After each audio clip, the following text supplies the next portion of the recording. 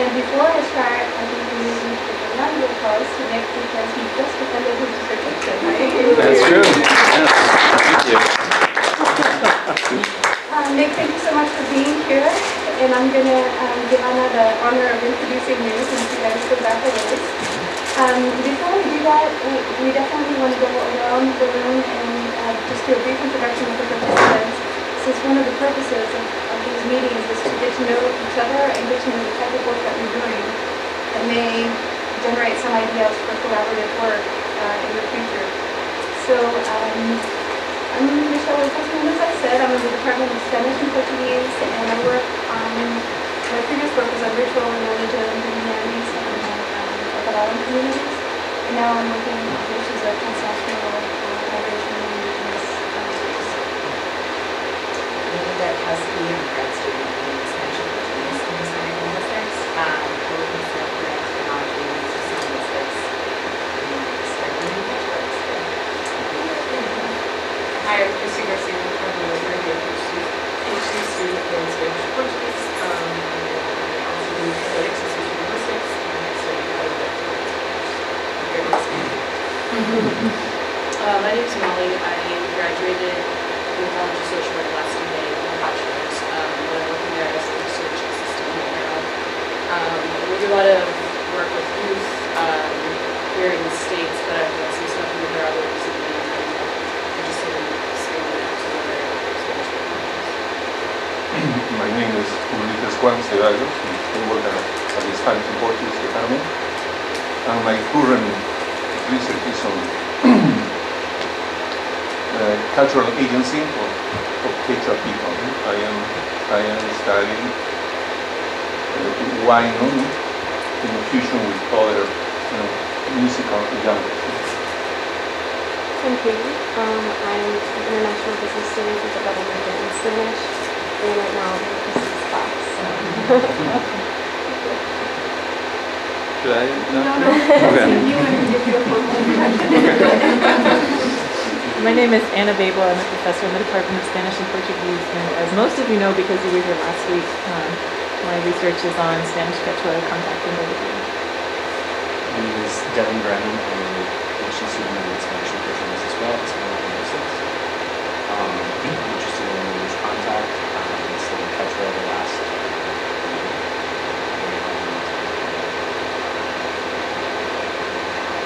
Been coming to this and in large part to get inspired about future projects and very interested in a lot of contact issues there. My name is Tim Struth. I am a second year master's student in Latin American Studies, focused on Andean linguistics. I just finished my thesis on historical contact between Quechua and Aymara speakers in southern Peru and Bolivia. My name is Miguel Garcia. I'm a PhD student in Portuguese textbook. I work on programas in Spanish.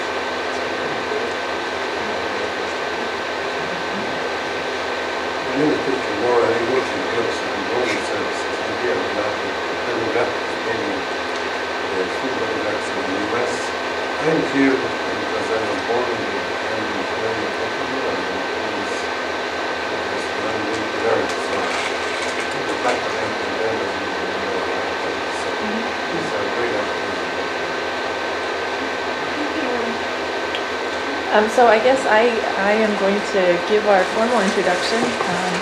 We usually don't do formal introductions, but this is the first time we've had an outside speaker. So we also need to thank Nick for being our first outside speaker and for making the trip down here to give this talk.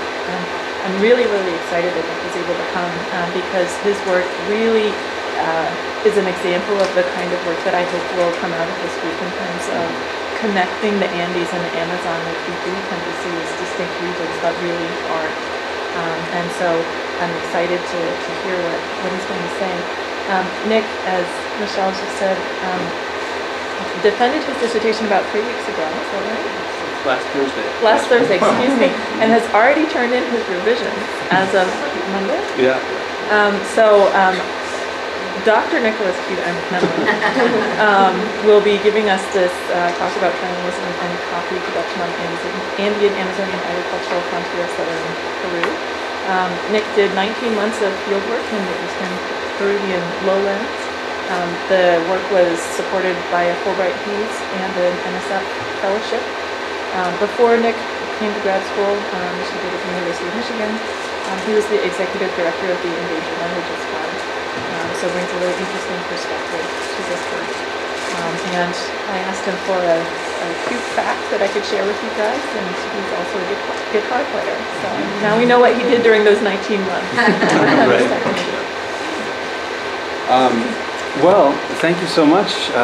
Thank you, Anna. Thank you, Michelle, for inviting me here. This is a great honor. And thank you to all of you for coming.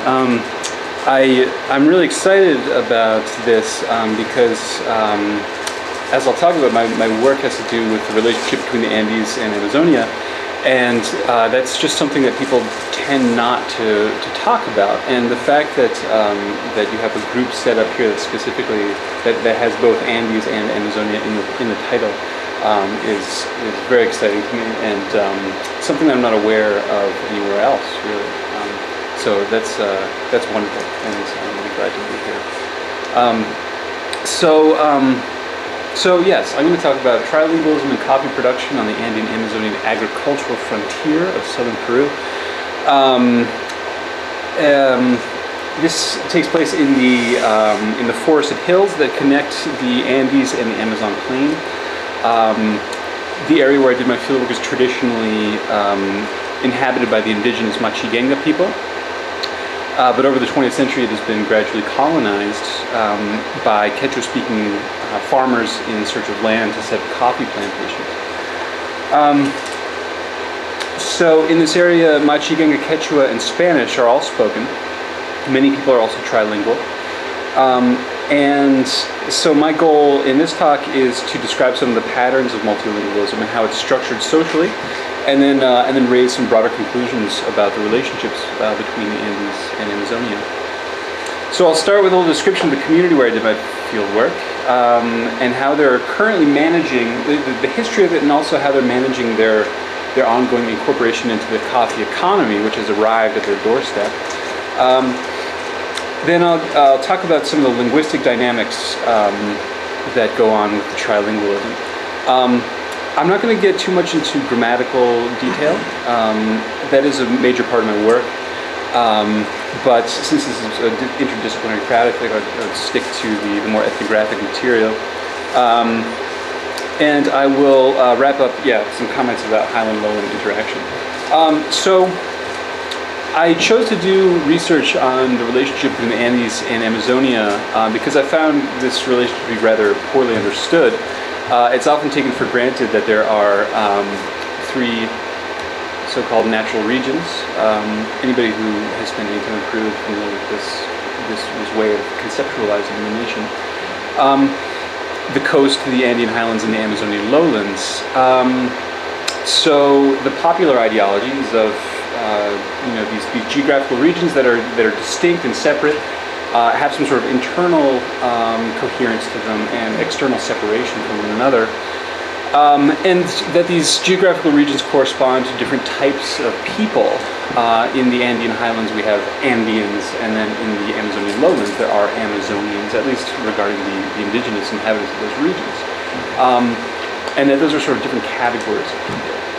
In a sense, that is the popular ideology, and it's sort of also recapitulated in the division of scholarly labor between Amazonianists and Andeanists. I try to go to the conferences and read the journals that they both publish in, but it's remarkable how little communication is between those groups of scholars. So I think a lot can be gained from trying to reconcile that boundary. So I chose my field site based on where I could find people who live kind of between the two worlds and the overlap between the two worlds.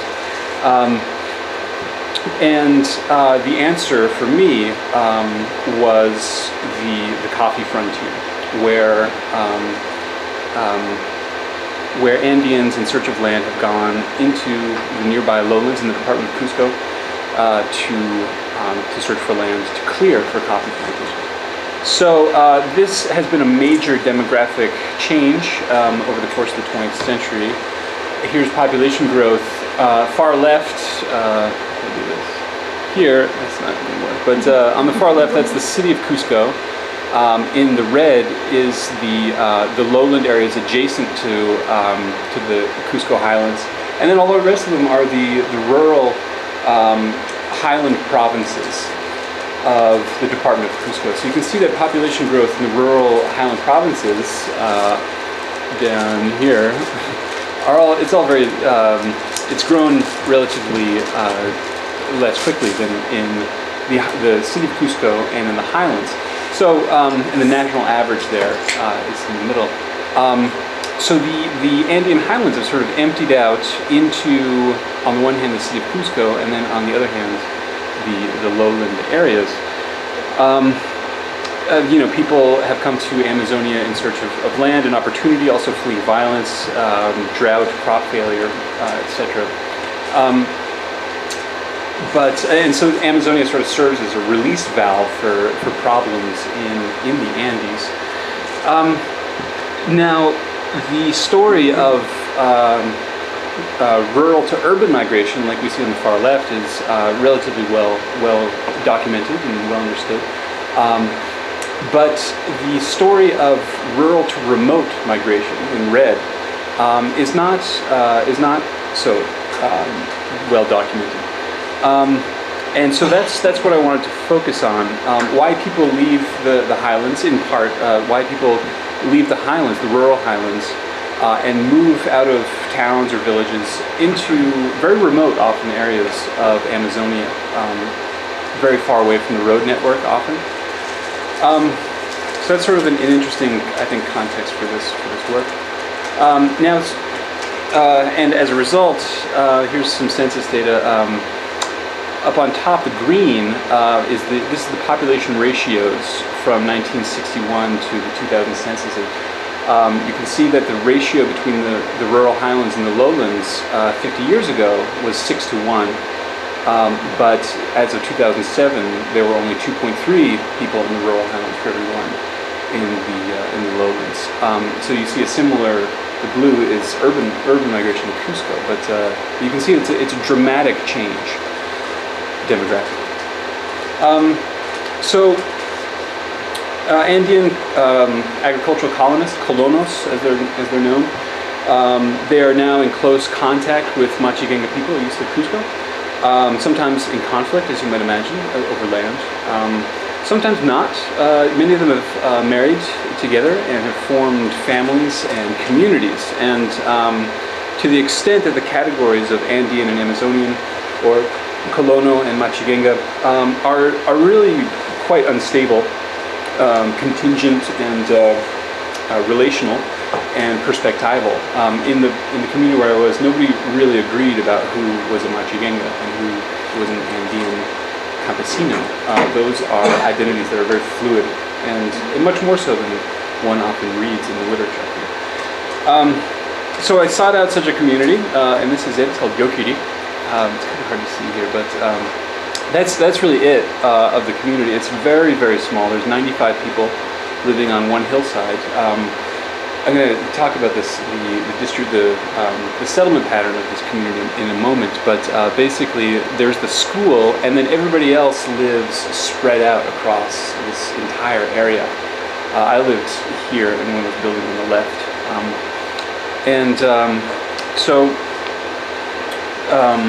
So Yokiri was formed in the late 1970s. When Andean coffee farmers were moving into this area and scooping up all the land. There were not yet legal protections for indigenous Amazonians to title their land. So here's a chart. I hope this shows that. Okay, yeah. That shows the colonization routes into this region. So if you see here, all right, this will work. There is the community of Yokiri. That's purple in the corner here. And the highlands are down here, and so the wave of colonization, one has come down the Llavero River. Here in red, you can see there's dates here, 1903, 1933, 1950, 1962, 1975, and eventually to Yokurdi. And then simultaneously, another wave of colonization coming towards Yokurdi from the bottom here, 1900 here up to 1970. So by the 1970s, all of this land was occupied by Quechua-speaking Andean colonists, and Yokurdi was really the only patch of land still left that was not yet colonized. So a bunch of Machigengas and also Andean colonists all got together and claimed this land and all married together. So there's 6 or 7 families, and they are notable in their diversity. Some families grew up as horticulturalists and hunter-gatherers, sort of above this map, deeper into the forest. Some grew up in a Dominican mission right here in Chirumbia, where you can see inside there. It's a Dominican mission under the care of the priests. Some people were actually enslaved by the Andean colonists who swept down the valley here. So they lived on this river and around this river. And as the Andean colonists came down in the early 20th century, they took the land and put the Machigengas on the land to work for them.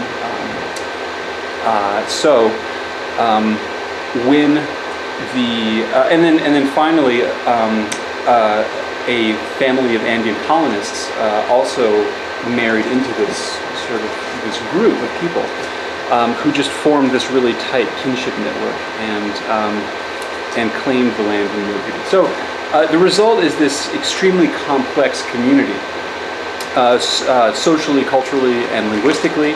The people who grew up on the coffee plantations over here, they grew up speaking Quechua as well as Machigenga, but very little Spanish. The people in Chirumbia at the Dominican Mission, they grew up speaking Machigenga and Spanish, but not much Quechua. The people living further into the forest grew up speaking mostly Machigenga, no Quechua, and no Spanish. And then the Andean colonists from Tococambo grew up speaking Quechua and some Spanish. So the result is this extremely complex sociolinguistic situation. And because they all married together, where all the members of one family would marry all the members of another family, each household is sort of indivisibly diverse, and all the children end up growing up trilingual. So that's what drew me to this place, that it's just so complex. And so the major question facing the community members now is, to what extent should they begin to engage in the coffee economy? 25, 50 years ago, there was very little commercial agriculture being conducted in this region, but now it's a major coffee producing region. They also produce a lot of other tropical crops. If you ever go to the market in Cusco, for instance, a lot of the fruit that you eat comes from this place. So how to engage with the rural agrarian society and economy, that is one of the main questions that dominate people's lives. And there's very little consensus about that. The Andean colonists want to ramp up their commercial coffee production. Others do not. So my question was, how does this sort of complex multilingualism play out in a day-to-day manner?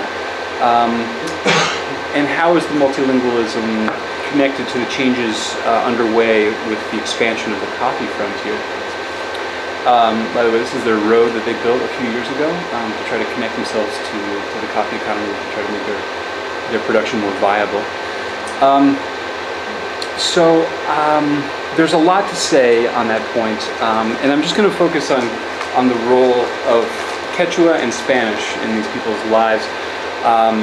I'm not going to have enough time to talk also about Machigenga, so for the people of Yokurdi, who are managing their entrance into the coffee economy, Quechua is an extremely important language. The rural agrarian society that has arrived at the community is largely conducted in Quechua, and the powerful people around the community, the neighboring colonists, and also the coffee merchants who buy their coffee, largely conduct that business in Quechua. So in order to participate fully in the rural agrarian economy, the people of Yokri really need to be able to use Quechua. And in order to not get taken advantage of, they must speak it well, or at least appear to speak it well.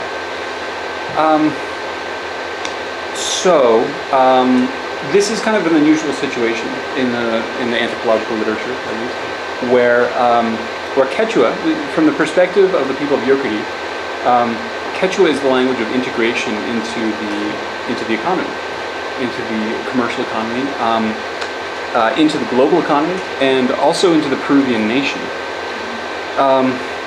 So that's what I mean by this being sort of perspectival. From the perspective of Yokri, Quechua serves a very different kind of role than it does in the highlands, where it's a marginalized language that's in opposition to this kind of modernity and economic integration.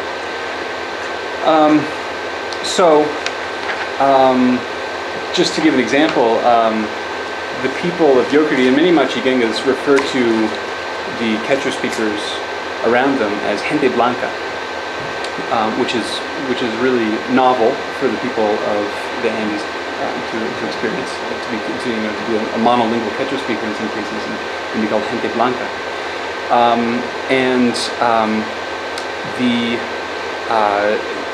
For instance, in Yokri, the soccer jerseys and shorts that everybody wears are often referred to as ropa de Quechua, because that is how they acquire these goods and understand these goods semiotically is through connection to the Quechua-speaking rural agrarian society, where becoming an agriculturalist is sort of socially, it's understood as being a step up into the campesinato of rural Peru.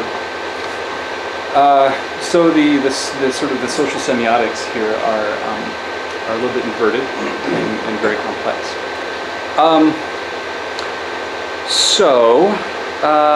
Let's see here. Maybe I'll just play. So I have maybe I'll pass this around. This is I've got a handout here that is that illustrates this phenomenon. This is a commercial. So people in Yokri constantly have their radios on when they work in the fields, when they're at home. This is a commercial that was in particularly heavy rotation while I was in the fields, and people in Yokri are constantly hearing this. And what it is, it's a commercial for a chicken restaurant in Quillabamba, which is the provincial capital. And in this advertisement, in this commercial, people are. All right. The premise of the ad is kind of silly. It's these chickens that are playing soccer while humans watch them play soccer and eat fried chicken and drink soft drinks. So I'll play this. But let me start over.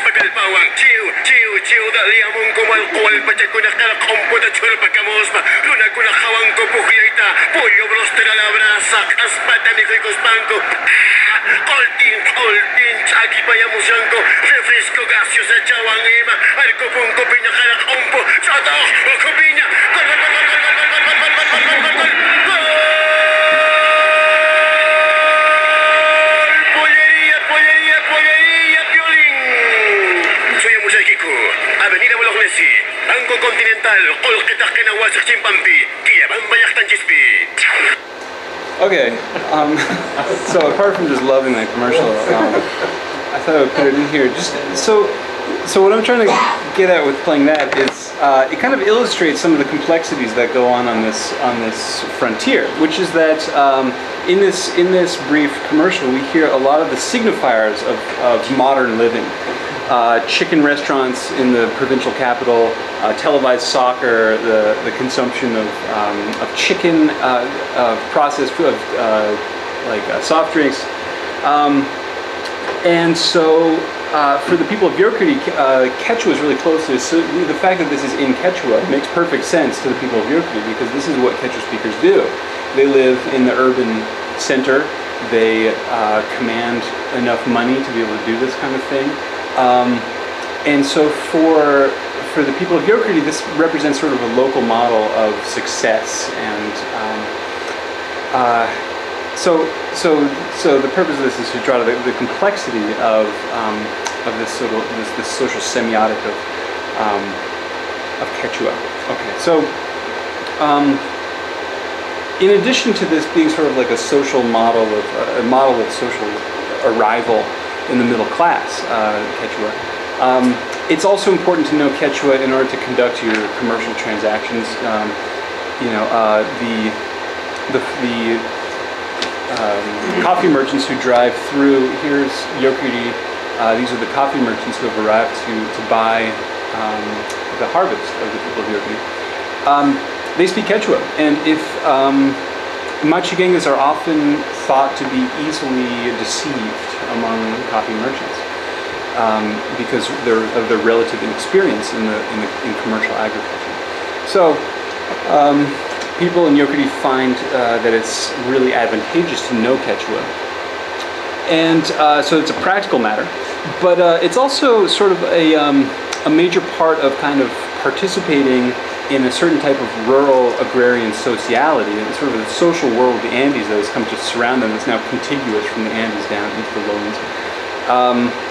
So for instance, when the coffee merchants come to Yorkuri to buy the coffee, it's a big party, lots of drinking, in particularly Andean ways, and lots of joking in Quechua, and displaying your knowledge of Quechua and being able to joke fluently in Quechua is an important way of demonstrating that you kind of fit into the rural agrarian society, and that you're an equal with the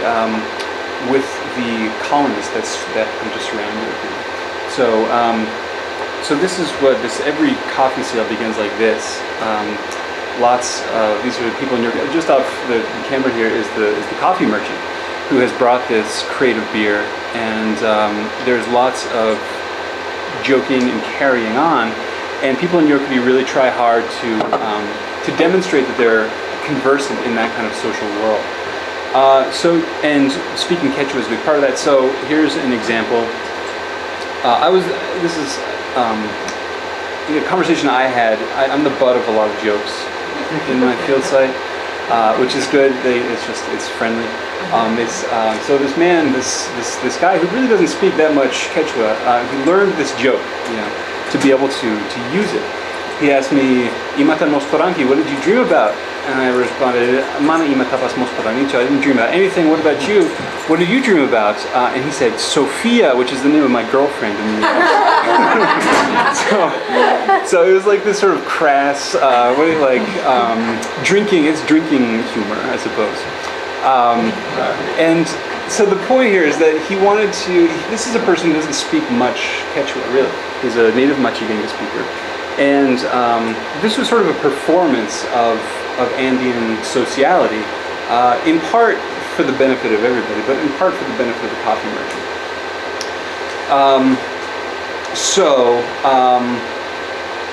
So demonstrating participation in the social world is important economically, but also socially.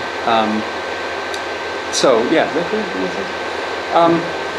Okay, so moving on to Spanish. I want to compare a little bit how the significance of Quechua is quite different from the significance of Spanish among the people of this community. And the creation of a community.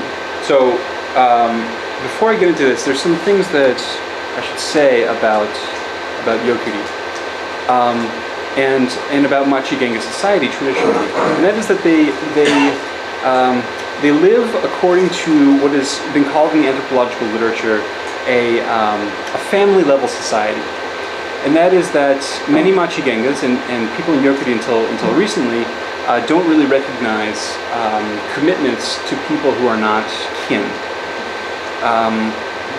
and so anybody who's not your close family member, you don't really owe them anything, and you're not really they don't owe anything to you, which is largely incompatible with the notion of a community as as set up legally for Yokuri. So when you look at these houses, you see they're very spread out, and that is one of the major characteristics of this. So each of the squares is a house. The blue are footpaths, and the yellow is a road. The white are rivers. And I lived up at the school, the Orange Triangle, and it took me 15 minutes to walk to my closest neighbor, and then half an hour beyond that, and then hours beyond that. So to give you a sense of the scale here, here's Ohio State, here's Columbus. I don't know, this is the first time being here, it doesn't mean it much to me, but here's a more familiar comparison for me. This is the same scale, Lower Manhattan. So if you imagine, those of you who've been to New York, there's only 19 houses in New York, but they're spread out across an area about half the size of the island of Manhattan. So they don't, or they haven't until very recently, really gotten together at all and work together. To the extent that people would, they interact so exclusively with their families that many of them, for instance, the kin groups are in yellow and green. The white houses are not affiliated with the kin group. These main kin groups, they don't visit each other, to the extent that people in the green and the yellow houses would ask me what each other's houses looked like, even though they've lived together for 35 years in the same community, never have been to each other's houses. So how could we possibly call this a community? And that is that just in the last 10 or 15 years, they've begun to act more like a community. And my argument is that Spanish plays a major role in how this happens.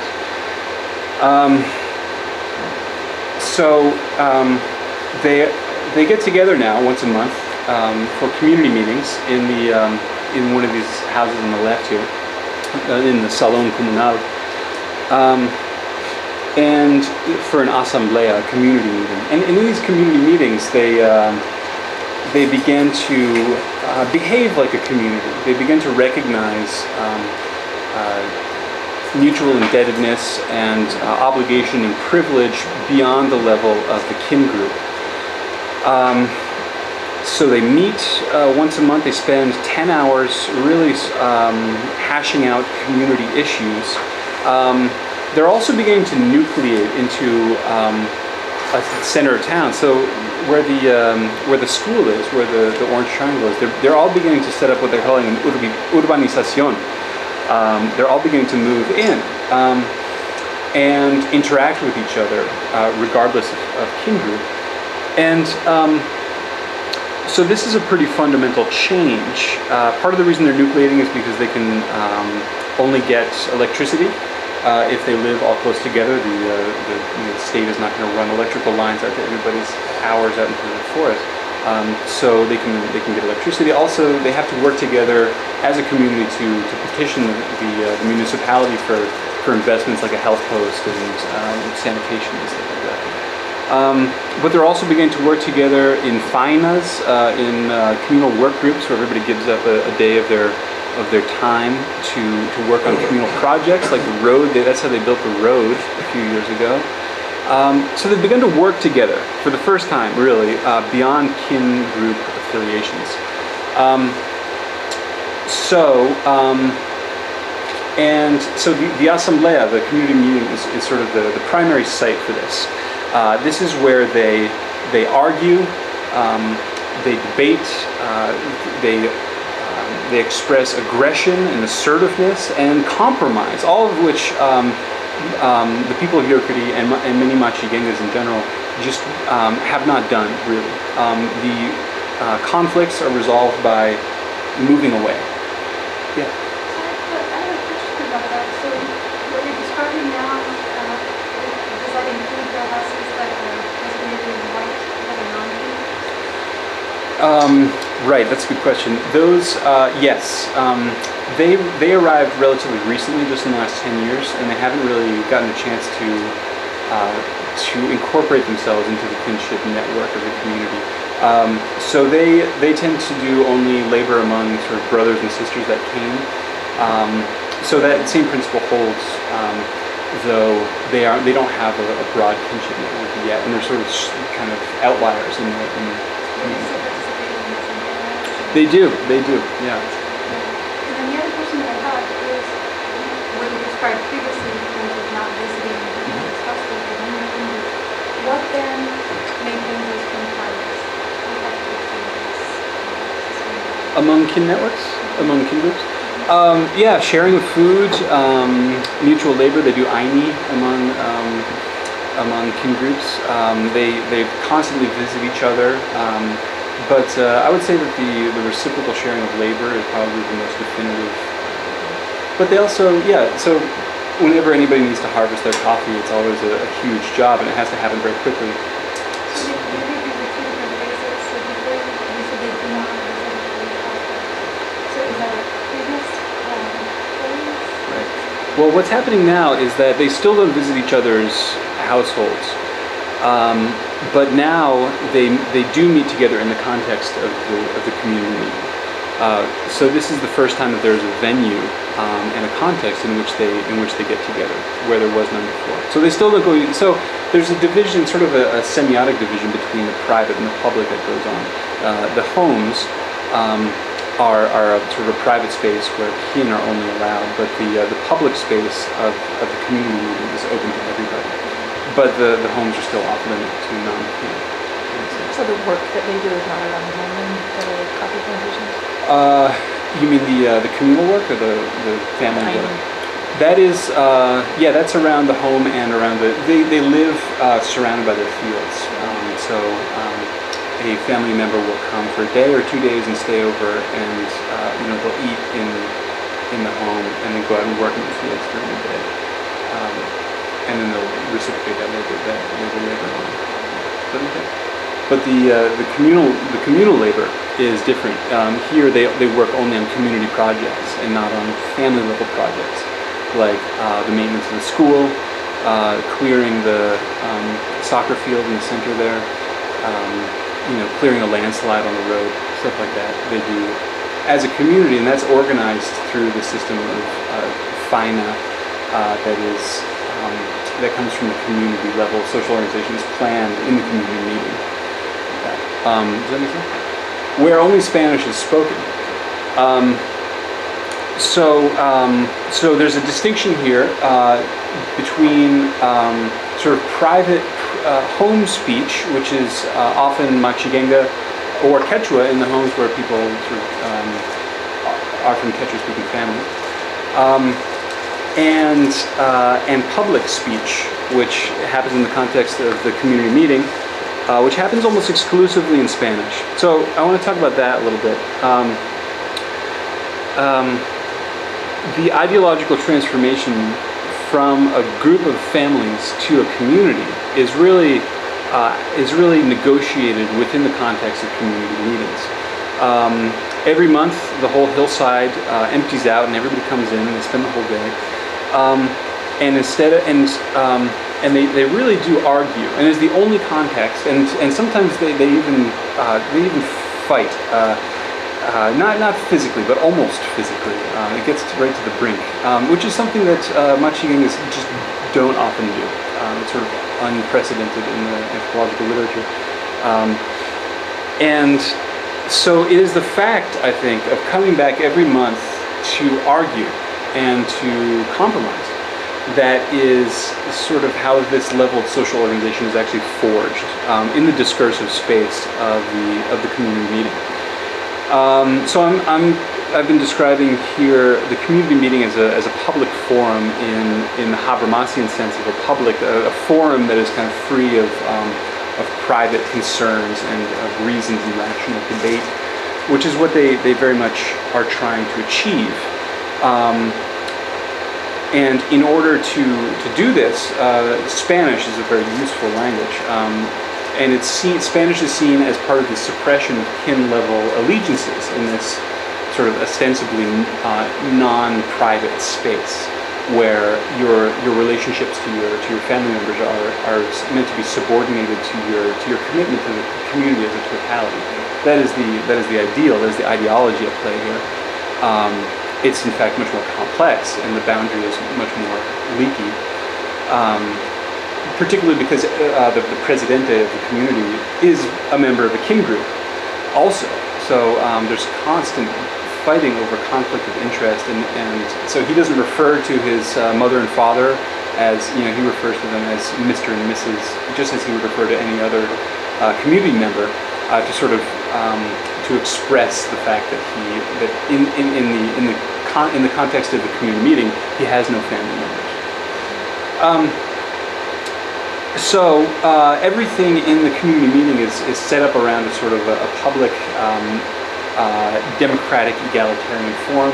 They enforce, for instance, male-female seating order, which they would really much rather sit all the women on one side and all the men on the other side. In most other communities I've been to, that's the way they sit. But this is sort of part of an ideology of equality and egalitarianism that is expressed everywhere throughout this discursive context. So they really only speak Spanish for a number of reasons. So for instance, what I've been calling official talk, bueno compañeros y compañeras, el ingeniero del equipo de la municipal, tengan ustedes muy buenas tardes, ante todos, not like this very formal kind of official way of speaking Spanish, something that they've had to learn from their neighbors, something that doesn't sort of come naturally, has not until very recently. And this is the same kind of discursive features and formulas that one hears in official meetings across Peru and, on the floor of Congress in Lima, I suppose. And so using this genre of Spanish and using the Spanish itself invokes the same logic of authority and of government that one hears in all these other different kinds of forms. So it's sort of interdiscursive in that sense. But why no Machigenga or Quechua? It is almost, so people before the meeting, they sit out in front of before they're called into the meeting, everybody's speaking Machigenga or Quechua, but as soon as they cross the threshold, it's just no more, only Spanish from here on. It's not an official policy, it's a tacit policy, but it's very noticeable. So in the public space of the community meeting, Quechua and Machigenga are thought to be sort of partisan or partial languages that are kind of inappropriate for public discourse because they're associated with the languages they're associated with home. Because nobody in the community really speaks both Quechua and, not everybody, so Quechua and Machigenga are unevenly distributed across the community.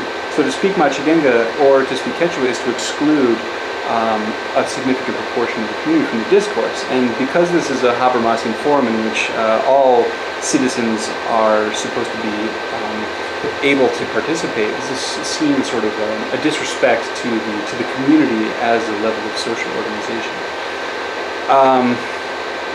So there's that reason for using Spanish. Also, because the Comunidad Nativa is meant to be is a legal unit that is established in part to protect Machigenga land from colonos.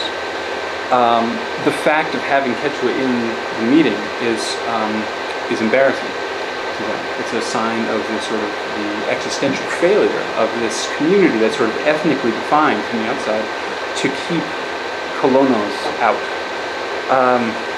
So it can be kind of emotional, and when those transgressions occur, and they do occur, it's always a very tense moment, and sort of people violate that tacit policy, and for a number of reasons that I don't have time to get into,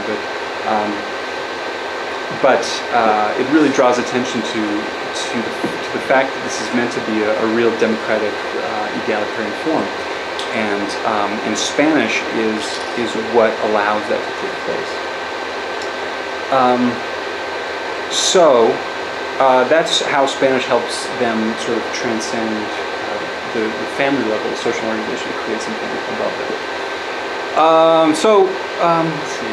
So I've been trying to draw a comparison here between two different types of interactional contexts. Commercial on the one hand, in which Quechua is essential, and in which Spanish is used, but is not as important as Quechua. And these community meetings in which Spanish is very much prioritized and preferred, and in which Quechua is all but forbidden. So let's see. And I didn't have time to talk about Machiganga, but that's another important piece of this puzzle, and is associated mostly with the domestic sphere. So one of the larger points that I'm trying to make with this is a challenge to the notion that the highlands, the Andean highlands and the Amazonian lowlands are distinct and coherent, separate regions. Here in this region, in this field site, in this community, they're in constant contact, and there's so much interaction and so much intermarriage that it becomes really clear that those are ideological rather than empirical categories. Who is a Machiganga is very much a relational and socially constructed notion, as is being an Andean. And these are not really categories that people use in their lives on a day-to-day basis. So thinking about Peru and I guess Western South America, in terms of, I've been thinking about these in terms of a racialized geographical imaginary, in which there are imagined to be three different sort of macro geographical regions that are racialized and thought to correspond to three different types of people. The fact on the ground is that things are far more complex than this sort of simple way of thinking about Peru is. There's a lot of interaction, and of course also the Andean societies are characterized by the use of multiple ecological zones, many of which in the lowest parts are inhabited by Amazonian people. So it's really no surprise that they're in very close contact. But there is a really powerful ideology that remains in effect, that these are different geographical regions with different logic and racial types. So to give an example of where this breaks down is the bilingual education program in Yokiri. What language do you use in a bilingual education program in a trilingual community? Should it be Quechua? Should it be Machiganga? And as you might expect, the answer is Machiganga. And that's sort of self-evident to anyone involved, is that Quechua does not really belong. This is an Amazonian community, this is a Machiganga community, it's a comunidad nativa. It's an Amazonian community. And so one of the questions that isn't really asked is where does Quechua in all of this? One of the interesting paradoxes is that there's a primary school in Yokiri, and they have a Machiganga bilingual education teacher. And so the children in primary school end up getting exposed to Machiganga in that context. But in order to go to high school, they have to go to the neighboring colonist community where the language is Quechua for bilingual education. So they spend their primary school in Machiganga bilingual education. They spend their secondary school in Quechua bilingual education. And many of the, for them, they speak both. So it's not really a huge. The ideological distinction happens at the level of the state rather than on the ground. Nobody really perceives a major contradiction here within the community. So this kind of situation is not unique, obviously. There's multilingualism in Andean and Amazonian languages throughout the region. And there's significant linguistic contact effects among those languages. So that's another major part of my research is to look at the structural influence between Andean and Amazonian languages.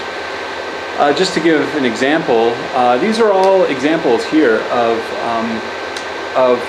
linguistic situations and languages that in which there is significant multilingualism, either now or in the past, that has left traces as contact-induced language change among the languages. Ecuadorian Quechua may have a substrate from Barbacoan languages. There's widespread multilingualism between Ecuadorian Quechua and lowland Peruvian or Pastaza Peruvian Quechua and the Zaparoan languages, Shuar. I don't really know the area. Cholon and Ibito, which I think are both extinct languages, have significant Quechua influence. Lamas Quechua, obviously, not obviously, but it appears to have a substrate influence from Amazonian languages. Yanesha, perhaps the most extreme example, is an Arawak language that has significant influence both from Central Quechua and also another layer from Inca Quechua from southern Peru. Ashani, Kamachigan, and Huachipairi are all spoken. There's significant trilingualism. Quechua speakers speak. Many of the speakers of those languages also speak Quechua. And Pukina and Kayawaya clearly also have. Pukina has Arawak. Obviously has Arawak influence, or may be Arawak itself. And Kayawaya has influence from lowland Amazonian languages as well. So every point along this boundary, there is significant multilingualism, either now or in the past. And wherever there's a gap, my suspicion is that the gap is due to lack of documentation rather than lack of contact. What I hope and what I want to try to get at in my own work is that the geographical division between the Andes and the Amazonia doesn't really necessarily correspond much to linguistic divisions. There's multilingualism in the Andes and multilingualism in the Amazonia, but there's also significant multilingualism between them, and that I think is not necessarily qualitatively different. And so that sort of opens up a new way to look at Western South America in a more integrated regional perspective, which is what I want to try to get at.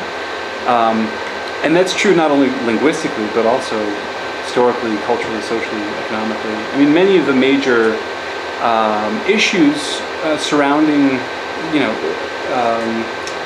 Western Amazonia have to do with the relationships to the highlands. The cocaine industry, for instance, is a lowland phenomenon that is conducted largely by highlanders in this region. Machigengas have been very significantly affected by that. It's a project that I have begun also. And transformation of the Amazon into rainforest. Of the rainforest into farmland. Anybody interested in that phenomenon sort of needs to take into account the relationship between the Andes and Amazonia. So that's what I'm trying to get at. It's sort of more. There's a lot to be gained by looking at Andes and Amazonia together, and my research in Yokurdi is just a case study in that sort of larger project. That's what I got. Thanks, everybody. So anybody who wants to talk about this further, please, or at a later date, please email me and let me know, because I'd love to, and particularly the linguistic stuff that we can talk about. Thank you for a fascinating presentation and great research. Are you be back into the field anytime soon? Well, maybe. I'm thinking about a trip to the fields next summer, not this coming summer, but the following, to do some work on the noun classification system in Machigenga, and also on the emergence of the cocaine industry over the last few years. Let's open it up for questions. I think this gives us a lot to talk about from a variety of disciplinary perspectives.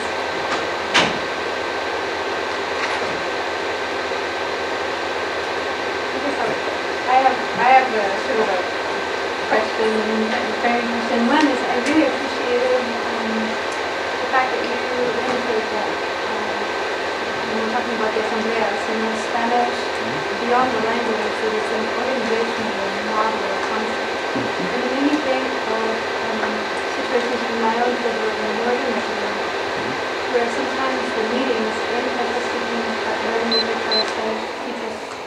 Spanish-speaking communities takes place in Spanish, but it's very linked to the implementation of organigramas. You know, so organigramas, they always post these, what do you call them in English, Anna?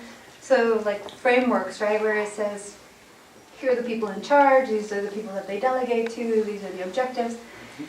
So the language, the fact that they switch into Spanish, to me seems not only that it's a preferred language for the meeting, but that it is a language that is immediately linked to the structure of this organigrama, which is very antithetical and resisted a lot of times.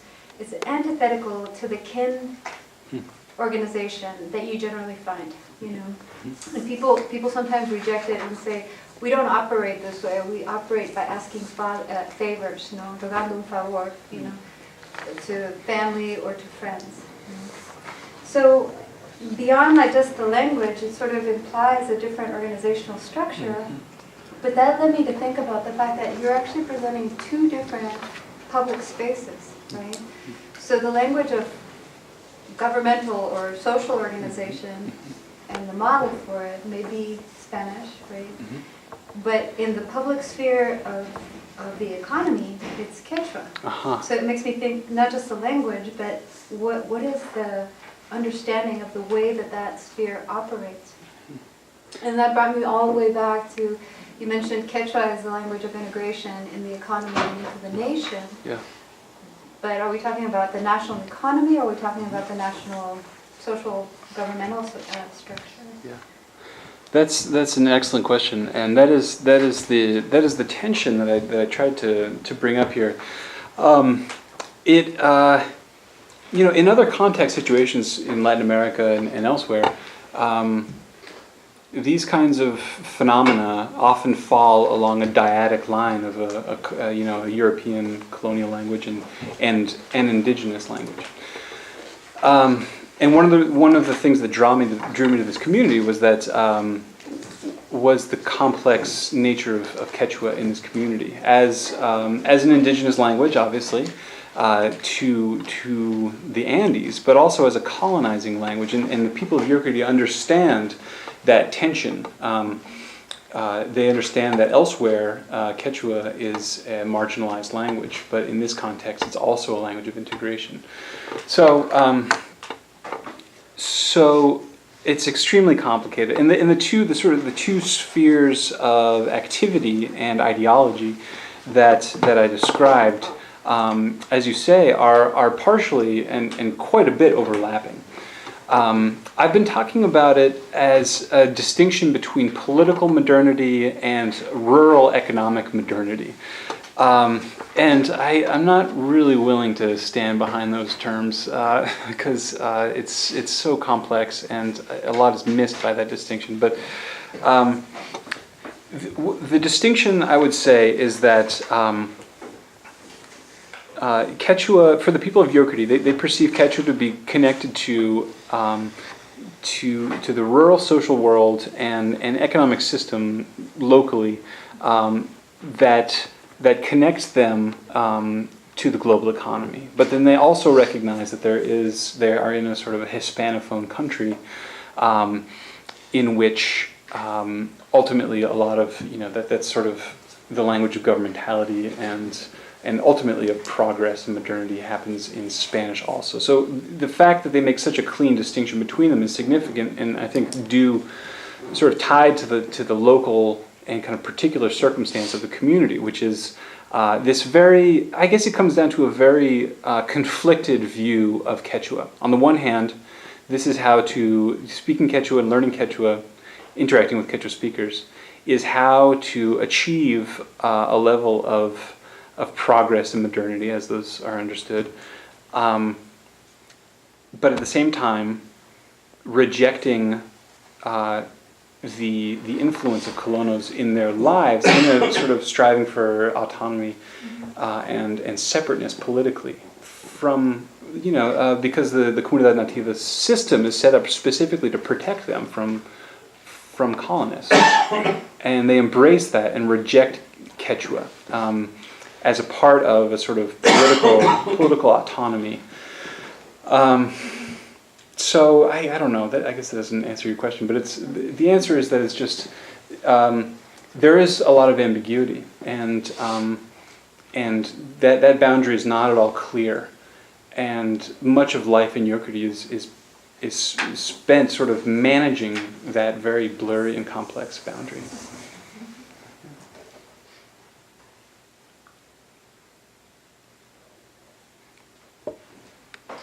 I have a question about some of the commercial component, the dynamics perhaps of the production and the exchange with those that come to, the agents I would say, that come to buy. Is there an agreement among the members of the community in terms of the pricing? Or do they perhaps claim to have better product and therefore different pricing than others? And how does that play a factor in terms of their interactions? Yeah, that's a good question. I have a chapter on that very topic in my dissertation. It's the economic relationship between the coffee merchants and the coffee producers of Yokurdi is fraught and complex and antagonistic, but not overtly. Because in this place, it's very remote, and there's only one road going there, and that road is closed about half of the year with landslides. So there's only one coffee merchant. It's also very dangerous. Merchants get attacked on the road all the time and robbed. So only one merchant makes it down there so far, and so if he doesn't come, the people of Yokurdi it's a catastrophic for their coffee harvest. At the same time, if he makes the day's journey all the way down there, and the people of Yokurdi don't sell them their coffee, it's financially catastrophic for him as well. So if either party reneges on this agreement that they have, both of them have it's a major risk for both of them. So as a result, there's no negotiation or bartering. They treat each other. They use kin terms for each other to sort of downplay the commercial nature of their relationship and the antagonistic nature of their relationship. And they sort of treat the commercial transaction as sort of a fait accompli and as something that's almost peripheral to their social relationship. But below that sort of cover of goodwill, there's quite a lot of maneuvering. And concealing the coffee prices is one major way that the coffee merchant is able to maximize his bargaining position, and for the people of Yokurdi, concealing how much coffee that they've actually produced and selling some of it on the side to other merchants is the way that they can improve their position. So there's very little transparency economically in the pricing, and it's really, part of the way I talk about the expansion of the frontier is as this sort of dialogic relationship between producers and merchants, and it's hashed out on an individual basis and almost on a day-to-day basis, where there's no formalized or routinized economic kind of infrastructural relationships where you can just go and sell something. To be a coffee farmer in this place, you have to make it work through whatever means possible. And in that space, there's quite a lot of maneuvering and exploitation.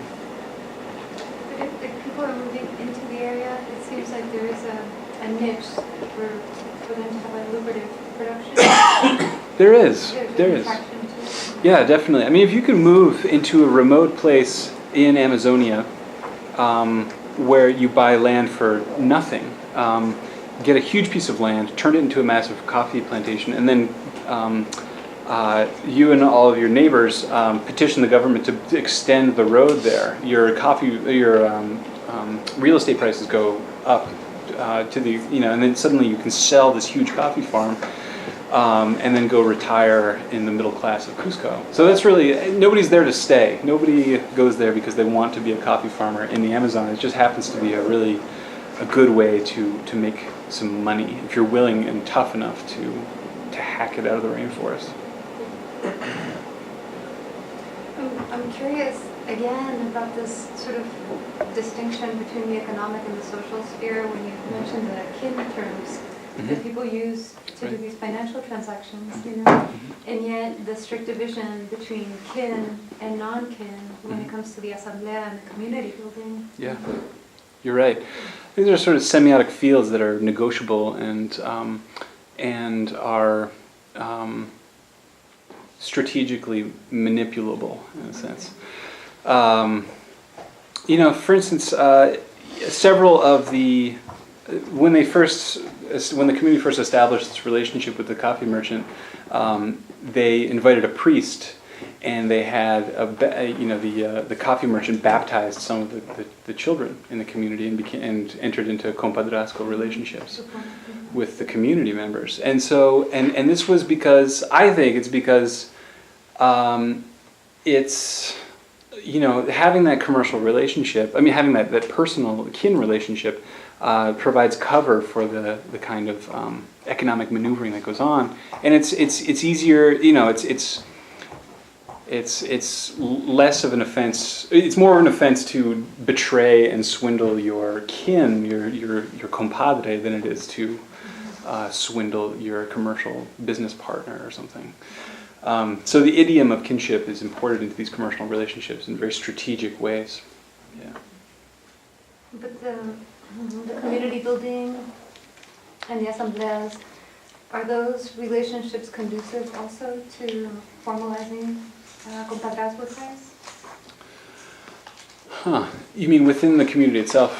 Like the white households, once they enter into the dynamic of the asamblea and the community, do you see any type of establishing of kin networks with them eventually, or? You know, people try to find compadres that are going to have some sort of status that is higher than their own, and so they often they actually go to the neighboring colonos and to the merchants and to sort of local municipal officials and to me. I baptized 9 of their children for that kind of relationship. So they don't really ask each other so much. But I mean, with those white sort of unaffiliated, sort of semi-unaffiliated households, they're actually beginning to marry the children of these unions from those other kin groups. So they're getting sort of sorted gradually into the two kin networks. But I haven't really seen compadrazgo working. Operating within the community itself. I think this immigration piece that you've been talking about, it sort of like blurs the lines between Andean and Amazonian, is really interesting. My field site is in Loja, Ecuador, which is the southernmost province of Ecuador, and it's kind of the feeling I get there. I mean, obviously, you're talking about a lot less land in Ecuador because it's not as wide. So it feels like they're sort of like geographically separated. Yes, there's like this line that says now you're in the Amazon, but they don't really feel that way. And same thing with the coast. You know, the coast is so close by that they're like, oh, pues tengo primos que viven allí en Malacatos, or so close to Loja. So I think that's really interesting. And also going back to the immigration, you know, a lot of the Amazon has been, or at least close to Loja.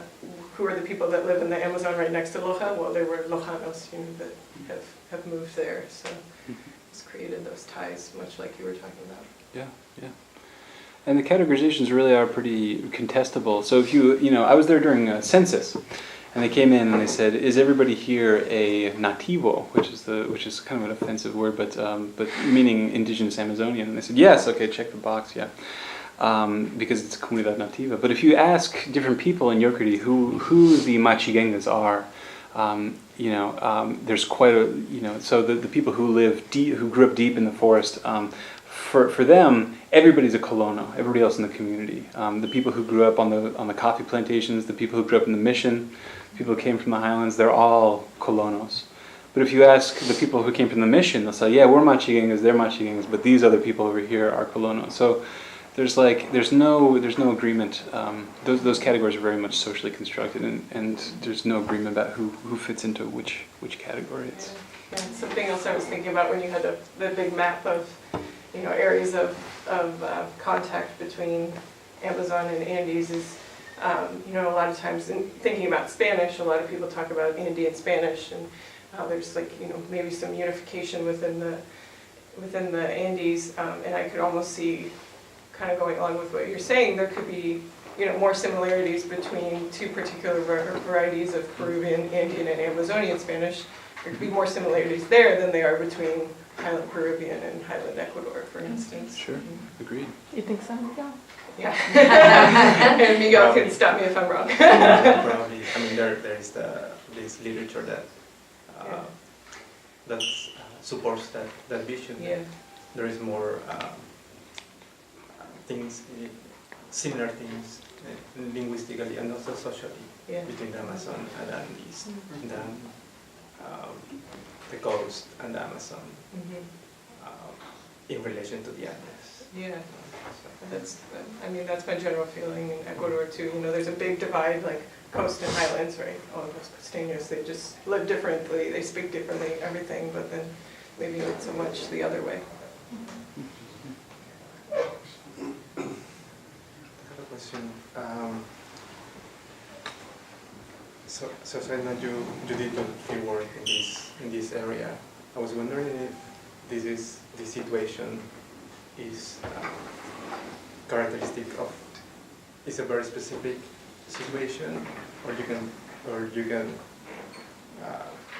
think that there will be other situations all around the country, because as you may know, the Amazonian region is very varied. So the northern part the geography is very complex than the southern part. So I don't know if you think that it is a specific area where the geography helps, or it could be other similar situations. That's a good question. That's something I've tried to figure out is what is this community representative of? Is this a one-off kind of situation, or is it more broadly applicable to understanding the relationship between the two regions? I think that Yokurdi as sort of like a locally defined social situation with its own logic is kind of what characterizes every place, I suppose. And I imagine, I think, I mean, I only really have access to the literature on this question, and when I find that when people begin to consider highland-lowland relationships, they end up finding situations that are similar to this. So often it's in the footnotes of Andean and Amazonian ethnographies and linguistic studies. So, for instance, I was talking to a linguist who does work on Zaparoan languages in northern Ecuador. Ecuador, right? Is that right? Zaparoan languages, and there was all this. The talk around the elicitation was taking place in Quechua, and so I said, "Is this normal?" They said, "Oh yeah, of course, it's widespread, multilingualism in Quechua and Zaparoan languages." But we don't, that hasn't often really been discussed. So I think, of course, it's so variable from the Andes to Amazonia and every point along that boundary. But I think, there is interaction between neighboring people everywhere in South America, and I would be very surprised if there wasn't, a version of something like this interaction everywhere. Along that division, I think. Thinking about that and just the heuristics, do you see it as more productive, or I don't know what type of models you're using in your work, that we could approach this as looking at this frontier or border? Mm-hmm. When you talk about mediating that border between the languages, it conjures that type of idea for me, versus a third space where you have an integration. So in the private sphere, it seems like you may be able to talk about this sort of what would you call it, like a third space, you know, where you have all of this sort of overlapping. But in the public sphere, it still seems like that border, mediated border or frontier model may be more at work. I don't know what you think about that. So tell me, which border? The Andean-Amazonian border? So geographically Andean-Amazonian border, but linguistically, you know, so it seems like there are a lot of different borders that are being negotiated here. Sure. So that the idea or the model of a third space is problematic because of that. Interesting. You know, the distinction between Andean and Amazonian, and between Machigenga and Colono, and between Campesino and Nativo, all of those dichotomies are so fundamental to the way I think that people in the region understand themselves, at least politically, and the way that they're thought about sort of in the consciousness of Peru, that those are really important semiotic distinctions to make that are sort of active in everyday life and everyday practice. But the sort of the empirical nature of the place is much more. But those are sort of ideas and principles of differentiation that I think are overlaid onto a much more fluid and complex situation. So I like to think of those as ideological distinctions. A third space, I don't know. And I'm just thinking of like an integrated, you know. Right. space. Yeah. Yeah, like a third in between space that sort of is both and neither or something. And I don't know. It's often, I mean, the agricultural frontier is such a sort of a stark notion of the expansion of the Andes into Amazonia. That I really think that that's such an overpowering ideology that there's not much room for sort of ambiguity ideologically. But there is sort of slippage, and it's so I don't know. That's a good thing to think about. But I don't hear anybody talk about it in terms of a third space.